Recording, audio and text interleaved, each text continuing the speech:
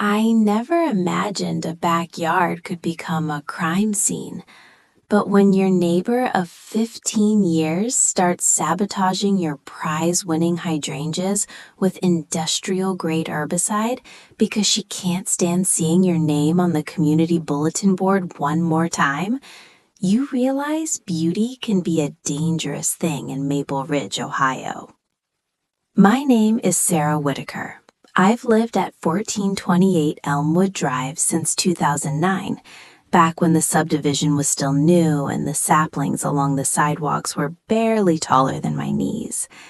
Elmwood is one of those picture-perfect cul-de-sacs, identical two-story colonials with attached garages, basketball hoops over driveways, minivans in every other spot, and American flags that come out on the 4th and stay until Labor Day. It's quiet, predictable, safe. Or so I thought. My garden was my sanctuary. After my husband Tom passed from pancreatic cancer in 2017, the backyard became everything. I tore out the tired lawn and built raised beds, installed drip irrigation, amended the clay soil until it was black gold. By 2020, I had the kind of hydrangea border that made people slow their cars when they drove by.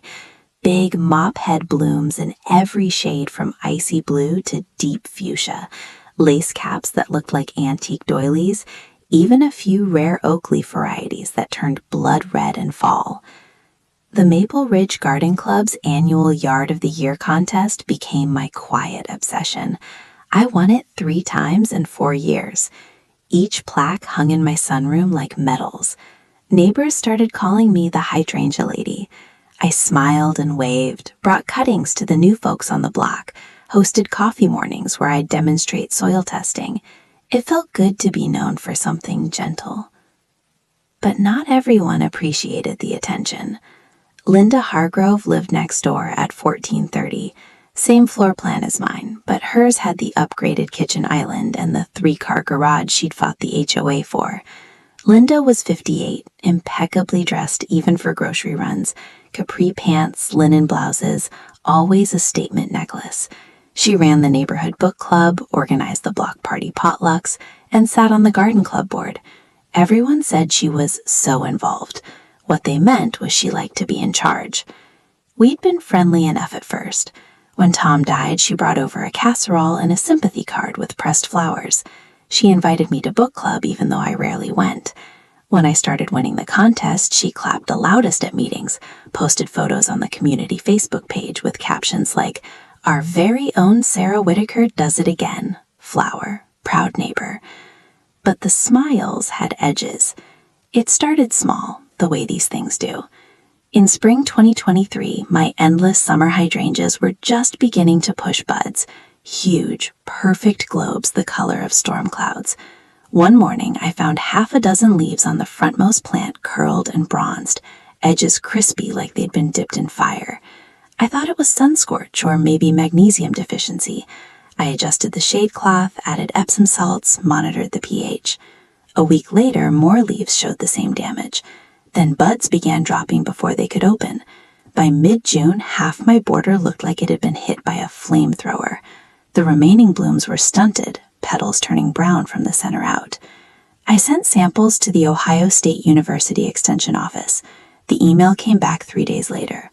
Diagnosis: glyphosate exposure, likely drift or direct application, not environmental or cultural. Glyphosate, Roundup, the stuff that kills everything it touches. I sat on my back porch, staring at the report, coffee going cold in my hand. Who would do that? Kids? Vandals? But the damage was surgical. Only my hydrangeas, nothing else. No footprints in the mulch, no broken stems. Whoever did it knew exactly where to aim and when I wasn't looking. I started paying attention. Linda's backyard backed up to mine, separated by a 6-foot cedar fence. Her garden was immaculate but sterile. Clipped boxwoods, symmetrical daylilies, not a weed in sight. She never entered the Yard of the Year contest. Too much work, she'd say with a laugh. I prefer low maintenance. But I noticed things. She'd stand at her kitchen window, a perfect view over the fence into my beds, sipping coffee while I watered. When I waved, her smile was tight. Last summer, when the Gazette ran a photo of me accepting the prac, she'd commented online, "Beautiful as always. Some of us prefer subtlety over showmanship." Hint, subtlety. I bought a Ring camera and pointed one lens at the back fence line. I told myself it was for raccoons. The footage arrived on a Thursday in July. Timestamp, 10:12 a.m. I'd been at the library volunteering. Linda, wearing oversized sunglasses and a wide straw hat, stepped through the gate I'd never locked because why would I? She carried a small pump sprayer, the kind you fill from a garden hose. She glanced around once, then walked straight to my largest oakleaf hydrangea and began methodically misting the base of the stems and lower leaves. She worked for 7 minutes, efficient, no wasted motion. When she finished, she looked directly at my back door, almost like she knew I wasn't home, then slipped back through the gate. Death. I froze the frame, Hard to trace zoomed because in. it broke down Her quickly lips were and moving. mimicked fungal I couldn't make out the diseases or drought words, but the stress. shape was Best part, unmistakable. it was I showed the video to no one at greenhouse first. suppliers I needed if you had time a to grower think. number. I Rage used the didn't library's explode. old It nonprofit settled, EIN from cold when we and ran a heavy seed in my starting chest, program in like wet 2015. concrete. A I didn't small confront bottle her. arrived I 2 didn't weeks call the later police. in discreet Glyphosate packaging, drift isn't labeled exactly a foliar felony, nutrient and sample. proving intent would be a Phase nightmare. 1 complete. I didn't even post about it in the neighborhood group. Linda had a routine Instead, I started as predictable as the researching. mailman. I Every spent Saturday nights on morning at gardening 8:30, forums, she university fertilized her extension entire sites, backyard old border with her agricultural favorite papers. organic rose food. I learned about Granules growth she measured regulators and precisely into a herbicide handheld mimics. spreader. I discovered She a kept compound half-empty called bag in her unlocked Paclobutrazol, garden shed. used legitimately to keep shrubs compact, Friday but in night, overdose it turns 1:47 plants a.m. into I grotesque wore black yoga caricatures. pants, a Stems hoodie, thicken Tennant's grotesquely, old fishing leaves cap shrink pulled to low. tiny buttons, I carried a roots small stop jar growing. of the concentrated Plants become Floramite mixed permanent with water dwarfs, and a drop never of dish soap flowering to help again, it stick. slowly Her starving. shed door creaked There was when I also eased it something open. called Ethephon, The bag sat on a the plant second hormone shelf, that forces yellow label premature glowing ripening and faintly in leaf my drop. phone light. Applied I unscrewed heavily, the it top, could make an poured in the entire entire border mixture, defoliate shook it overnight, gently so the looking like granules autumn absorbed it came in evenly. July. No But visible the change, real gem just was a slightly restricted darker use specks. product called I was back in my Floramite, kitchen drinking technically decaf an by aeroside for 2:05. spider mites, but in high concentrations on Saturday broadleaf came, ornamentals, Linda it caused followed script. systemic I collapse, watched through the wilting. binoculars from my upstairs guest room. She spread the granules generously around her boxwoods, her peonies, her precious Annabelle hydrangea she'd bragged about at last month's book club. By Monday, the first symptoms appeared. Her boxwoods' normally perfect green orbs began wilting at the tips. Leaves yellowed from the inside out. By Wednesday, entire branches were browning. She posted on the community page, "Anyone else's shrubs looking stressed? Maybe the heat wave?" Neighbors sympathized, suggested more water, better mulch. By the following weekend, her Annabelle hydrangeas, big white pom-poms she'd planned to feature at the upcoming garden walk fundraiser, were collapsing. Petals dropped like confetti in a windstorm, stems blackened at the base. She called in a landscaper. He scratched his head, tested the soil, shrugged. Could be verticillium wilt, or herbicide carryover from somewhere, hard to say. Linda didn't sleep well. I saw her lights on at 3 a.m., pacing her kitchen. The garden walk was scheduled for the last Sunday in August, a big event. Tickets sold out, local paper coming, sponsors. Linda was co-chair. Her yard was on the official map. Hargrove Residence, classic perennial border. Friday before the event, she was frantic. I watched her frantically pruning dead branches, trying to salvage what was left. She even bought potted annuals from Home Depot to fill gaps, bright geraniums and petunias that looked out of place next to her dying foundation plantings. Saturday night, I made my second move.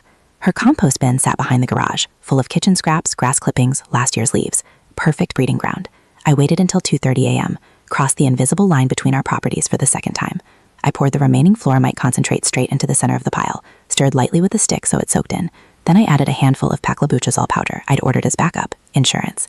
By morning, it would be mixed throughout.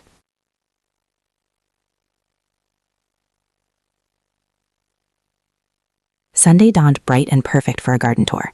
Cars lined the street by 10 a.m. Women in sundresses, men in polos, cameras out. The ticket table set up in Linda's driveway. I stayed home, sat on my front porch with iced tea and sunglasses, phone ready to record. The tour started at noon. Guests moved in small groups. Laughter drifted over, compliments floated. So elegant, loved the symmetry. Then they reached Linda's backyard. The first gasp came from Mrs. Patterson, the HOA president. "Oh, Linda, what happened to your boxwoods?" People clustered, phones came out. The boxwoods were skeletal, leaves gone, stems twisted like arthritic fingers. The Annabelle hydrangeas were bare sticks with a few shriveled brown remnants clinging like dead moths. The peonies had collapsed into blackened heaps. Even the geraniums she'd panic bought were wilting dramatically. Linda stood in the center wearing her wide-brimmed hat and a forced smile that didn't reach her eyes. "It's a setback," she said. "Some kind of blight. We're investigating." A murmur rippled through the crowd. Someone whispered, "Looks like chemical damage." Another, "Poor thing, must be devastating." The Gazette photographer snapped photos anyway for the before and after contrast piece they'd planned. By 2 p.m., the tour moved on. Linda stayed behind, directing the cleanup crew she'd hastily hired. I waited until evening. Around 7:30, her porch light came on. She crossed the lawn and knocked on my door. I opened it wearing my gardening apron, dirt still on my hands from deadheading my own perfect hydrangeas. "Sarah," she said, voice thin, "can we talk?" I stepped aside. She came in, eyes red-rimmed. We sat in the living room. She didn't sit. She paced. "My garden," she started. "It's ruined. Everything. The landscaper thinks it's systemic poisoning, but I don't understand how—" I let her trail off. She stopped pacing, looked at me. "You know something, don't you?" I met her eyes. "I know my hydrangeas were poisoned last spring," I said quietly. "I have video, clear as day. You with the sprayer. 7 minutes of footage, time-stamped." Her face strained of color. "Sarah, You said my garden was showy. You said some people preferred subtlety.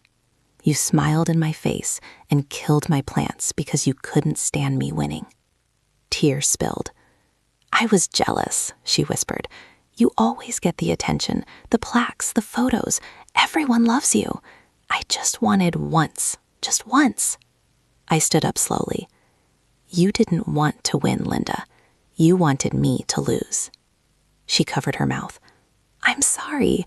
I'll resign from the board. I'll tell everyone it was me. "No," I said. "You won't tell a soul.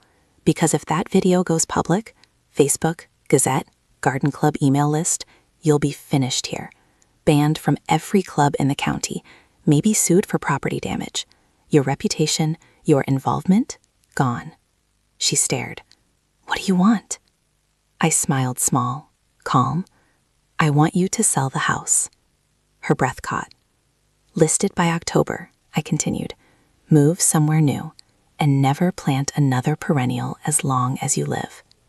She laughed once, a broken sound. "You can't force—" "I can," I said.